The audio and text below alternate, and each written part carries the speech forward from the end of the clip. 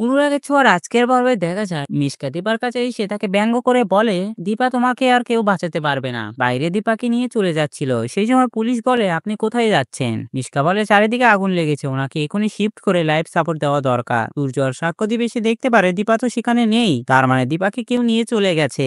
এদিকে মিশকা কায়দা করে দীপাকে নিয়ে সেখান থেকে বেরিয়ে যাচ্ছিল, সেই সময় রূপা দেখে ফেলে মিশকাকে সাপাটে একটা চড় মেরে তাকে আঘাত করলে মিশকা সেখান থেকে পালিয়ে যায়। তারপর রূপা মা বলে চিৎকার করে উঠলে সূর্য এসে বলে, এ কি, দীপা এখানে কি করছে, ওকে এখানে কে নিয়ে এসেছে। তখনই রূপা বলে, মা সাড়া দিচ্ছে না কেন। ডক্টর এসে বলে উনি তো কোমা স্টেজে আছে, উনি বেঁচে আছেন, তবে 10 মিনিটে ওনার জ্ঞান ফিরতে পারে, আবার সারা জীবনও আবার নাও ফিরতে পারে। সূর্য কান্না করতে করতে হসপিটালের বাইরে একটা মন্দিরে এসে বলে, তোমার যদি কাউকে নিতে হয় মা, তবে তুমি আমাকে নিয়ে নাও, দীপাকে সুস্থ করে দাও। সারা জীবন দীপা অনেক কষ্ট করেছে, ওর তো এটা প্রাপ্য ছিল না। পায়ের নিচে কাজ পড়ে আছে, সেটা সূর্য দেখে না। সূর্য রক্তাক্ত অবস্থায় দাঁড়িয়ে আছে দেখে রূপা সূর্যকে বসায়, তারপরে একটা মলম এনে সূর্যর পায়ে লাগিয়ে দেয়। তারপরে বলে, একটু রিল্যাক্স ফিল হচ্ছে বাবা। সূর্য চমকে যায় আর বলে, তুমি আমাকে বাবা বলে ডাকলে, আমি স্পষ্ট শুনলাম। রূপা বলে, আসলে আমি বাবা ছাড়া কারো পায়ে হাত দেইনি তো, সেই জন্য ভুল করে বাবা বলে ফেলেছি। সোনা মনে মনে ভাবে যে আমিও তো শুনলাম। সূর্য বলে, তোমার মতন একটা ফুটফুটে মেয়ের বাবা আমি ছিলাম, কন্যা সবকিছু শেষ করে দিয়েছে।